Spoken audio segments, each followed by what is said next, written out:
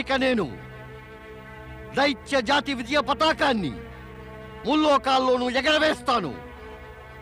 అందువల్ల దైత్య ప్రవృత్తిని అవలంబించి నీవు నాకు సహాయం చేయి, నాకు తోడ్పడు. నీ క్రోధము, దైత్య జాతి, సామ్రాజ్యము, నీ విజయాల సంగతి తరువాత చూద్దాం సోదరా అందక.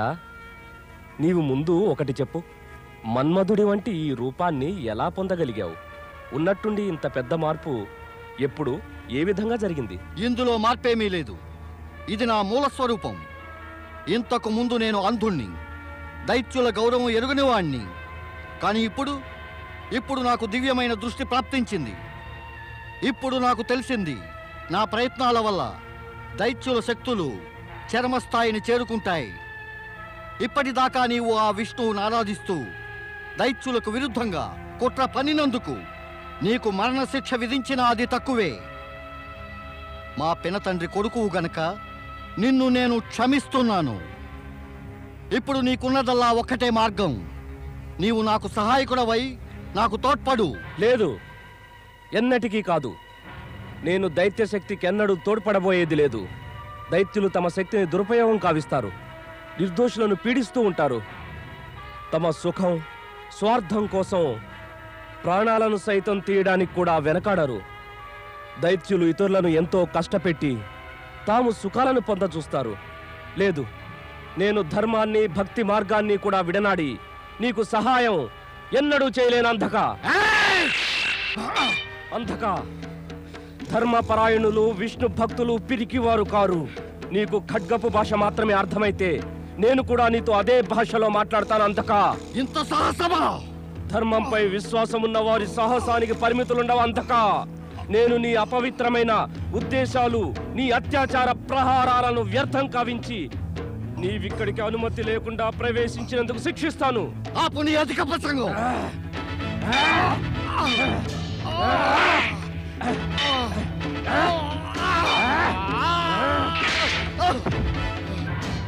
ఏం పరాక్రమము, శౌర్యము అనేవి కేవలం నీ స్వంతమేననుకున్నావా? ఏం ఇప్పుడు చెప్పు, నేను నా పెద్ద తండ్రి కొడుకుతో ఎలా ప్రవర్తించాలని అంటావా?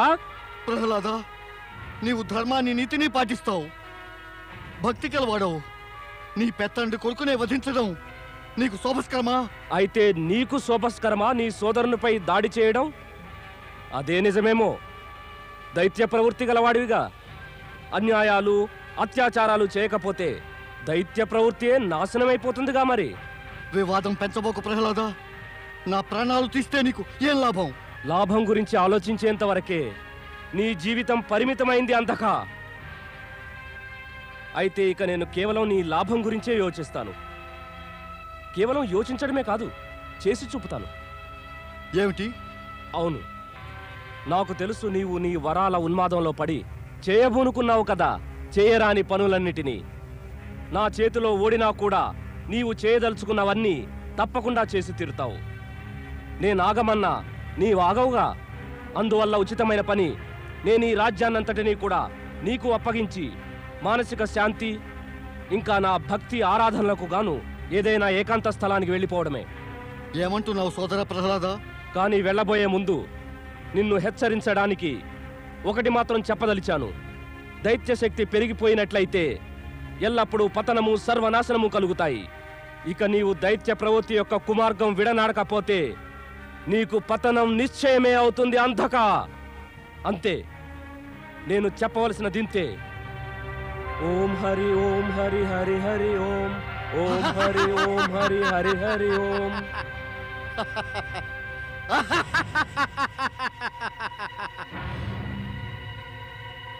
మంచిదైంది, ప్రాణాలతో బతికిపోయాడు. ఉట్టి పిరికి పంద. ఇక్కడుంటే నా చేతిలో చచ్చేవాడి.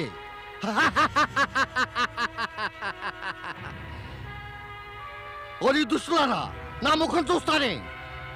ఈ ముఖాన్ని జీవితమంతా చూడాలి. ప్రస్తుతం నాకు జై జయధ్వానాలు చేయండి, జై జయధ్వానాలు చేయండి. మహాబలి దైత్యరాజు అంధకాసురునికి జై!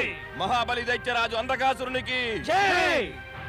ఓం హరి హరి హరి ఓం, ఓం హరి హరి హరి ఓం, ఓం హరి ఓం హరి హరి హరి ఓం ఓం హరి ఓం హరి హరి హరి ఓం ఓం హరి ఓం హరి హరి హరి ఓం ఓం హరి ఓం హరి హరి హరి ఓం. నారాయణ నారాయణ నారాయణ నారాయణ.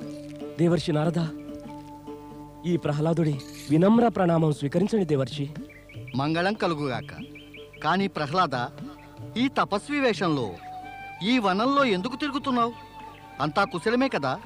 అవును దేవర్షి, అంతా కుశలమే. అలా అనిపించటం లేదు ప్రహ్లాద. ఓ సంగతి చెప్పు, ఇలా ఎక్కడికి బయలుదేరావు? గురువర్య, నేను దైత్యుల సామ్రాజ్యాన్ని దైత్య అంధకాసురుడికి అప్పగించి విష్ణు భక్తి కోసం, నా మానసిక శాంతి కోసము తగిన స్థలానికై వెతుక్కుంటూ బయలుదేరాను. అక్కడ దైత్యుల ఉపద్రవపు నీడైనా ఎన్నడూ పడకూడదు దేవర్షి. సజ్జనులెప్పుడూ మంచివాటినే కోరుకుంటారు, ఇక దుర్జనులు అలా కాదు. నారాయణ నారాయణ.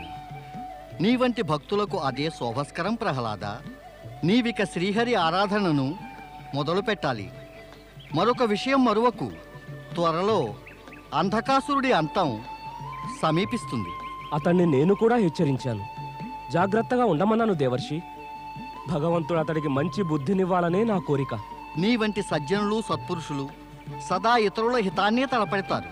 కానీ దుర్జనులు అహంకారంతో చివరికి తమ స్వార్థం గురించి కూడా చూసుకోలేరు. ఈ అంధకాసురుడు అటువంటి వాడే. అతడు పరమేశ్వరుని స్వేదం నుంచి ఉత్పన్నమయ్యాడు. ఇక అతడి అంతం కూడా ఆ పరమేశ్వరుని చేతనే జరగాలి. తన మృత్యువుకు ముందు అతడేం దుశ్చర్యలు చేస్తాడో అనేది ఆ పరమేశ్వరుడికే తెలియాలి. అవును, ఆ పరమేశ్వరుడి లీలను ఎవరెరగగలరు దేవర్షి? ప్రహ్లాద, నీవేమో శ్రీహరికి అత్యంత ప్రియభక్తుడవు. ఆయన కృప నీడలా నిన్ను వెంటాడుతుంది. అనతి కాలంలోనే తప్పక నీవు మునుపటి గౌరవం పొందగలుగుతావు. నేను గౌరవాన్నేం కోరుకోవడం లేదు దేవర్షి. నేను కేవలం ఆ మహావిష్ణువు యొక్క కృపను, తమ యొక్క ఆశీర్వాదాన్ని కోరుకుంటాను.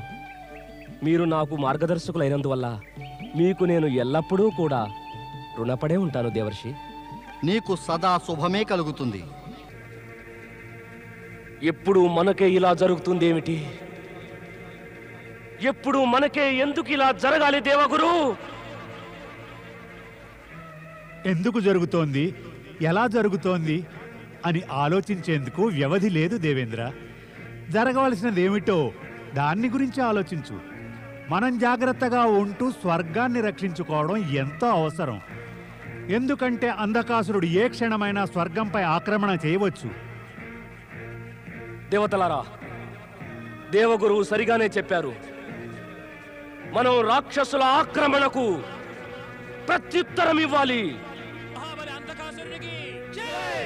మహాబలి అంధకాసురునికి కాస్త ఆగు ఇంద్ర, కాస్త ఆగు. నాతో నీవు యుద్ధం చేయడం అనేది వ్యర్థమే. ఎందుకంటే నీవు ఓడిపోక తప్పదు. దైత్యరాజా అంధకాసురా, యుద్ధం చేయకుండానే గర్వంతో విరవీగుతున్నావు. అవును ఇంద్ర, నీవు మరిచిపోరాదు. నీ శ్రేయోభిలాషి అయిన బ్రహ్మయే నాకు వరాన్నిచ్చి ఉన్నాడు. నేనిక దేవ, దానవ, మానవుల్లో ఎవరి చేతిలోనూ చావబోయేది లేదు. అందుకే నీకు నేను చెబుతున్నాను, నాతో నీవిలా యుద్ధం చేసి ఓడిపోతావెందుకు? నీవు గనక నాతో యుద్ధం చేస్తే ఇక ఇటు స్వర్గానికి చెందవు, అటు భూమికి చెందవు.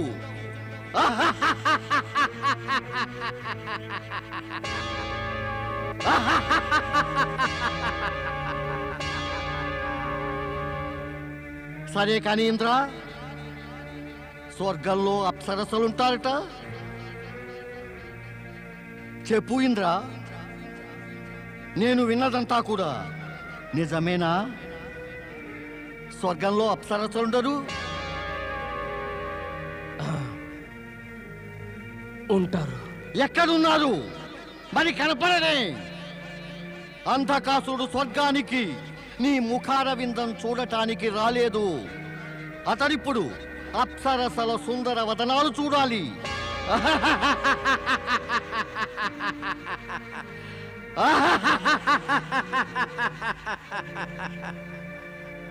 నిజమేనా ఇంద్ర? నీవి స్వర్గంలో ఉంటూ ఎన్నో సుఖాలు అనుభవించావు. నీవు అనుభవించిన సుఖాలు ఈ తరుణులెవ్వరూ అనుభవించాలని కోరుకోకూడదా? ఇప్పుడు ఈ స్వర్గంపై నీకు అధికారం లేదు కదా. ఆ సుఖాలు కోల్పోయినందువల్ల విచారిస్తున్నావు. మరి ఈ స్వర్గంపై అధికారం పొందిన పిమ్మట నేను అవే సుఖాలను పొందలేకపోతే నాకు బాధ కలుగుతుంది. నాకలా బాధ కలిగితే నీకిక సుఖశాంతులు ఎలా కలుగుతాయి ఇంద్రదేవా? అందుచేత మనిద్దరికీ హితం కలగాలంటే నీవింక వెళ్ళి ఆ అప్సరసల్ని పిలుచుకురా. అసుర రాజా, నీ మాటలను కట్టిపెట్టు. దేవేంద్ర, ఈ అసురరాజు తానై యుద్ధం చేయదలచకపోతే మీరు ఆయనతో సహకరించడం మంచిది. తమ ఆజ్ఞ పాటిస్తాను గురుదేవా. వినీంద్ర, ఇంకా ఈ స్వర్గ సభలో అప్సరసలతో పాటు ఇద్దరు వ్యక్తులే ఉంటారు. ఇంద్రుడు, ఈ మహాబలి అంధకాసురుడు. మీరంతా వెళ్ళండి.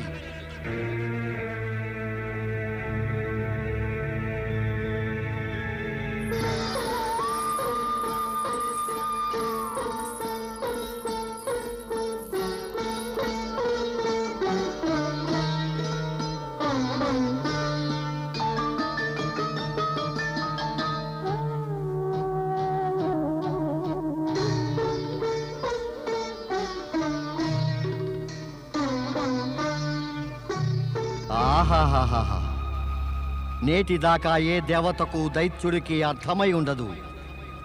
కానీ నాకు అర్థమైపోయింది ఇంద్ర. ఒక గొప్ప సత్యం నాకు అర్థమైంది. నీకు కూడా అర్థమైందా?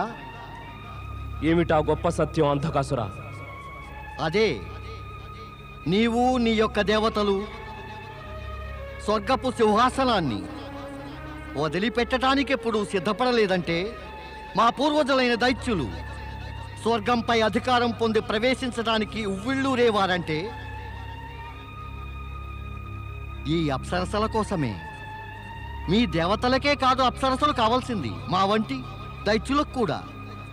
తక్కిన విషయాల్లో అభిప్రాయ భేదాలు ఉండవచ్చునేమో, కానీ అప్సరసల విషయంలో ఒక్కటే మనమంతా.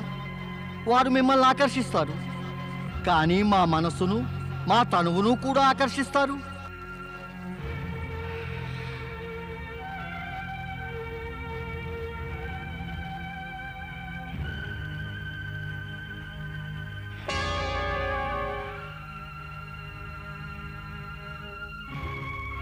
నీవు సాక్షాత్తు పరవళ్ళు తొక్కే ప్రవాహమే.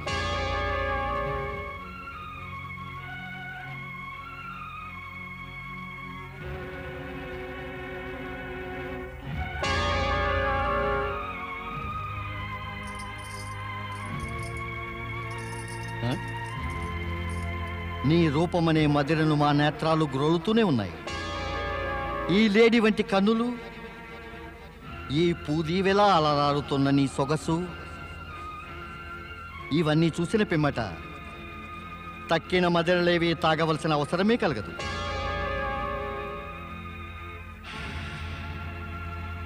అరే, ఒక కోమల పుష్పమే గంపెడు పువ్వుల భారం మోస్తున్నదే. పువ్వు వంటి శరీరం ఈ పువ్వుల భారంతో కృంగిపోతే మేము స్వర్గం దాకా రావటం వ్యర్థమే అవుతుంది. భారం మోయదలుచుకుంటే మా ప్రేమ భారాన్నే మోయరాదా?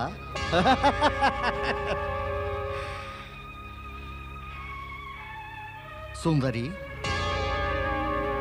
నీ ఈ బంగారు మేను చూశాక ఈ ఫలాలను చూడబుద్ధి కావటమే లేదు.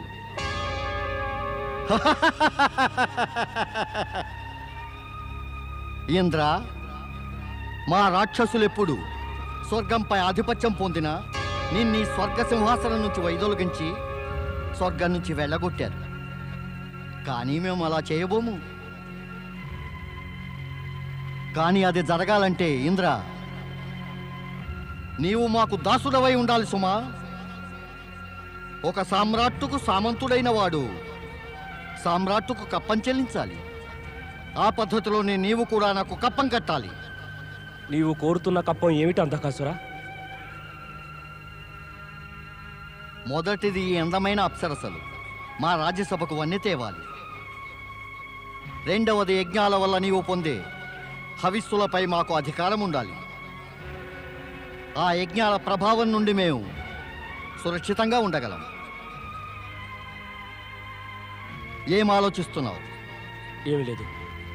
ఇందుకు గాను నేను దేవగురు బృహస్పతిని, మా దేవసభను సంప్రదించవలసి ఉంటుంది. అంతకుడెవరికి ఆలోచించేందుకు వ్యవధినివ్వడు. నీవు ఆలోచిస్తున్నావంటే నేను చెప్పినది నీకు నచ్చలేనేదన్నమాట. అది నిజమైతే మేము నిన్ను వెంటనే బందీని చేసి భూమిపై కారాగృహంలో వేయిస్తాం. మేము స్వయంగా స్వర్గపు సింహాసనాన్ని అధిష్ఠిస్తాం. మా మాటలు జాగ్రత్తగా వినింద్రా. బ్రహ్మదేవుని నుంచి మేము పొందిన వరం వల్ల దేవతల శక్తులు సర్వనాశనమైపోయాయి. మమ్మల్ని ఎదిరించే దుస్సాహసం చేసినట్టయితే దానికి పరిణామం ఎంతో భయానకమవుతుంది. లేదు దైత్యరాజా, లేదు. తమరిని ఎదిరించాలని అనుకోవటం లేదు. నేను సంతోషంగా తమకు కప్పం కట్టేందుకు అంగీకరిస్తాను. నేటి నుంచి ఈ అప్సరసలు తమ అధీనంలో ఉంటారు. నీవు నేడు బుద్ధిగా వ్యవహరించావు ఇంద్రా. నేటి నుంచి ఈ అప్సరసలందరూ మాకు దాస్యం చేస్తూ ఉంటారు.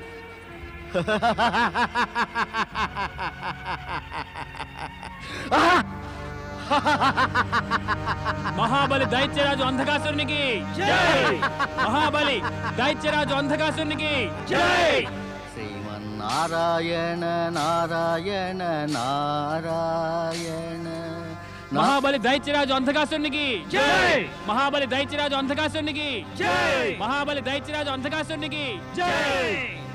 నారాయణ నారాయణ. అంధకుడు స్వర్గంపై కాకున్నా ఆ స్వర్గంలోని అప్సరసలపై ఆధిపత్యం పొందినట్టున్నాడు. తన విజయ భేరీలు మ్రోగిస్తూ భూలోకానికి వెడుతున్నాడు. మరి దీని పరిణామం ఎలా ఉంటుందో? నారాయణ నారాయణ. దీని పరిణామాల సంగతి ఆలోచించడానికి నీవెవరు నారదా? పరిణామాల సంగతి ఏదో ఆ పరమశివశంకరులే చెప్పగలరు. దేవి పార్వతి, ఎక్కడున్నావు? ఎక్కడున్నావు దేవి?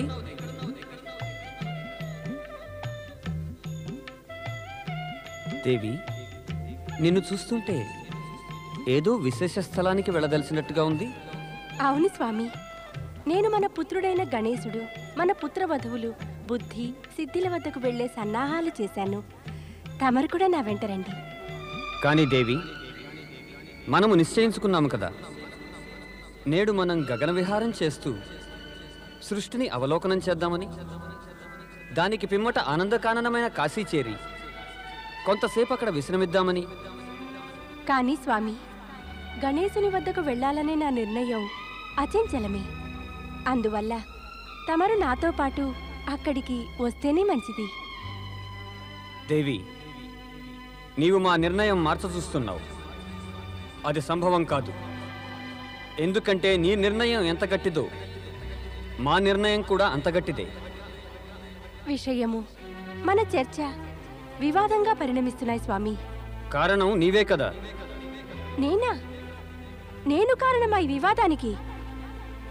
నీవే ఆలోచించు. నీవు నిన్న మాతో అనలేదు, మనం గగన విహారం చేసి ఆ ఆనందకాననం వెళ్ళి చాలా కాలమైపోయిందని? చెప్పు, నీవు అలా అనలేదా? అన్నానేమో, కానీ సమయం, నా మనసు రెండిటి స్థితి ఇప్పుడు మారిపోయాయి. సమయస్థితి మారడం మన చేతిలో ఉండదు, కానీ మనస్థితి మారడం మంగళదాయకం కాదు దేవి. పరిస్థితి విషయం తర్వాత మాట్లాడుకుందాం స్వామి. ఇప్పుడు మాత్రం తమరు నా వెంట రాక తప్పదు. అలా వీల్లేదు. ఇప్పుడు నీవు మాత్రం మా మాట వినవలసిందే. కేవలం మా మాటే. తమ మొండితనం, తమ కోపానికి కారణం నాకు అర్థమవుతోంది స్వామి, బాగా అర్థమవుతోంది. మాకు కూడా చెప్పరాదా ఆ కారణమేమిటో? కారణమా? కారణం అనేది తమరే కదా, తమకే తెలీదా? తమరు గణేశుని వద్దకు రానందుకు కారణం అతడు గౌరీపుత్రుడని, నా పుత్రుడని. మీ పుత్రుడైన కార్తికేయుని వద్దకైతే తమరు ప్రతి అమావాస్యకు వెళ్ళిపోతారు. కానీ ఎప్పుడైనా నేను గణేశుని వద్దకు వెళదామంటే మాత్రం తమరు దాటవేస్తారు. ఇలా నీది నాది అంటూ మాట్లాడుతున్నావెందుకు? నీది నాది అనడం ఎందుకు? నీచ వర్గాల ప్రజలు, దైత్యులు, అసురులు ఇలా నీది నాది అనుకుంటారు. దాన్ని నీవు కూడా ఆరంభించావా? పక్షపాతం అనే తప్పుడు నిందను నీవు మాపై మోపావు. గణేశుడు, కార్తికేయుడు ఇద్దరూ మాకు సమానంగా ఇష్టులే. నీవు మా వెంట రాదలసకపోతే మాని. కానీ ఈ విధమైన నిరాధారమైన నిందలను మేము వినము, ఎన్నడూ సహించబోయేది లేదు కూడా.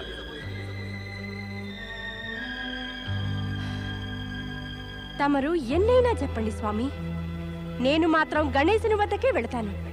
తమర్ని కూడా వెంట పెట్టుకునే వెళతాను.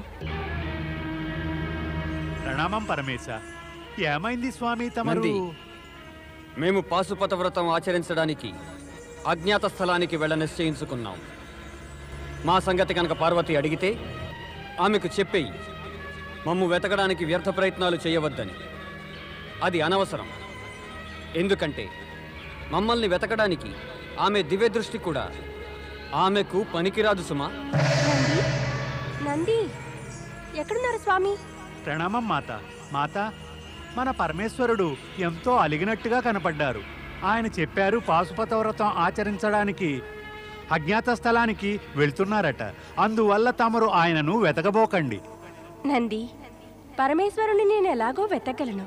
ఆయనను నా వెంట గణేశుని వద్దకు కూడా తీసుకువెళతాను. మాతా, పరమేశ్వరులు చెప్పారు. ఏం చెప్పారు? చెబుతున్నాను మాతా. మన పరమేశ్వరులు చెప్పారు, తమకు తమ దివ్య దృష్టి కూడా ఆయనను వెతకడానికి పనికిరాదట. ఏమిటి? నేనంటం లేదు, ఆ పరమేశ్వరులే అన్నారు. మాతా, తమరు కూడా అలిగారా? ఏ, కేవలం మీ పరమేశునికే అలకపోనడం తెలుసునా? ఏ, నేను అలిగి కూర్చోకూడదా? అలగవచ్చు, తప్పకలగవచ్చు. అలుగుతున్నారు, చూస్తే అలిగినట్టే ఉన్నారు. కేవలం అనిపిస్తోంది, నేను అలగలేదు. ఇక చూడవలసింది ఆ పరమేశుడు నా దివ్య దృష్టిని ఎలా ఆపగలరో.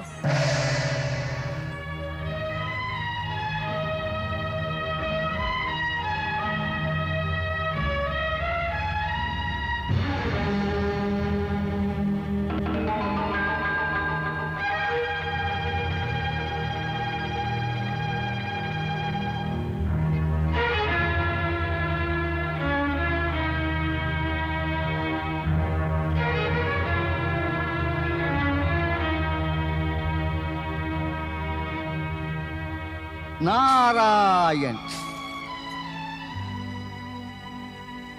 నారాయణ నారాయణ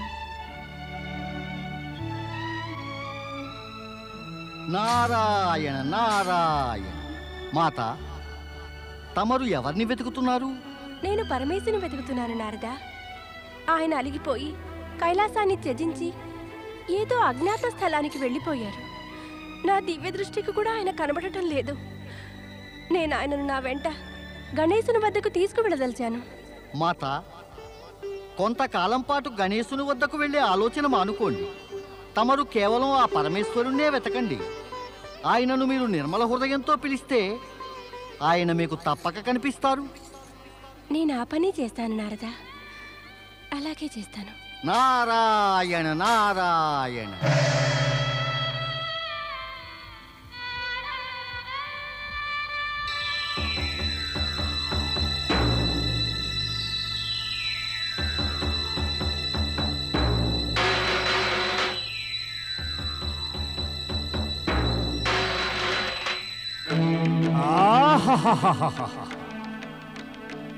అద్భుతం, అత్యద్భుతం. ఇలాంటి అపూర్వ సౌందర్యం ఈ లోకంలో ఎవరు చూసి ఉండరేమో. ఆహాహా! స్వర్గంలోని అప్సరసలేమిని గనక చూస్తే వారిక సిగ్గుపడాలి. అసలు ఎవరీమే? ఎవరైతేనే మా స్వర్గాధిపతి దైత్యరాజ్ అంధకుడు ఈమెను చూస్తే మాత్రం మైమర్చిపోతారు. స్వర్గాన్ని కూడా ఈమెకు ధారపోస్తానంటారు. అయితే శ్యావక, ఇదంతా జరగాలంటే నువ్వు ఆయనకు ఈ సంగతి చెప్పాలి కదా.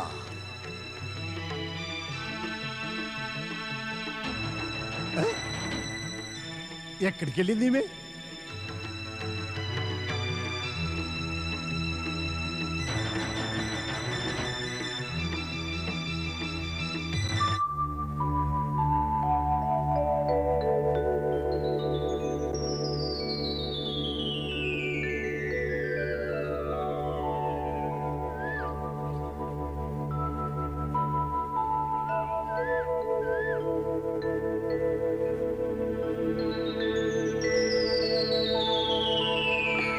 స్వామి,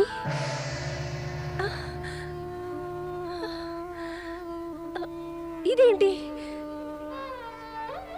ఏం జరుగుతోంది ప్రభు? నాపై ఇలా లీలలెందుకు చూపుతున్నారు ప్రభు?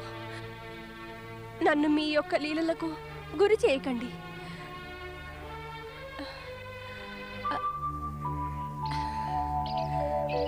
స్వామి, నేను తమకు ఒక విషయం చెప్పాలనుకుంటున్నాను. స్వామి, నేను తమకేదో చెప్పాలనుకుంటున్నాను. తమరేమో మాటి మాటికి అదృశ్యులై నాకు తమ లీలలు చూపుతున్నారా? నేను మీ పట్ల కోపంగా ప్రవర్తించినందుకు కారణంగా క్షమాపణ కోరేందుకే వచ్చాను. మరి మీరు నన్ను క్షమించడానికి నా ఎదుట ప్రత్యక్షం కండి. దయచేసి నాకు దర్శనమివ్వండి స్వామి. స్వామి, ఏమిటి మోసం, కపటం? ఈ మోసానికి కారణం ఈ కపటమంతా ఎందుకు? నేను మోసగాడినా? నాది కపటమా? అయితే వెళ్ళిపో. ఎందుకొచ్చావి మోసగాడి వద్దకు? లేదు ప్రాణేశ్వరం, లేదు. తమరిది మోసం కాదు. తమరు నాకు స్వామియే. నా స్వామి తన ప్రియతమనెన్నడూ ఈ విధంగా బాధించరు, ఏడిపించరు. మరి నాకు చెప్పండి, తమరిలా ఎందుకు చేస్తున్నారు? స్వామి యొక్క కర్తవ్యమేదో నీవు చెప్పేశావు. ఇక ప్రీతమ కర్తవ్యమేదో చెప్పడం మర్చావు. ఎందుకంటే ఆ ప్రీతమ ఒక తప్పు చేసింది. తప్ప? ఏమా తప్పు? బాగుంది. నీవు చేసిన తప్పే నీకు తెలియదా?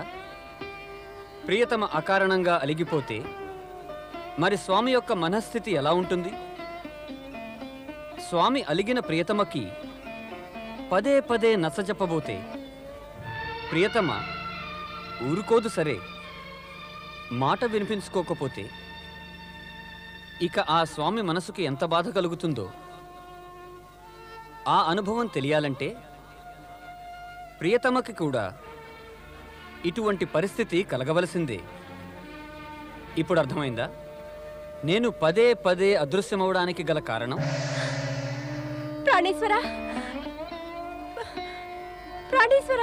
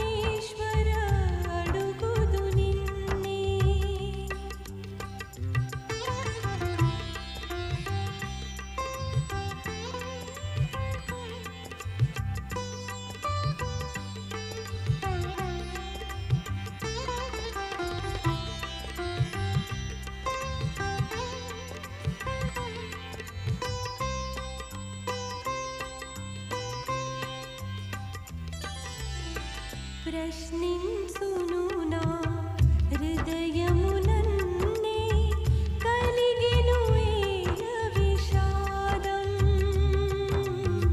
శివునికి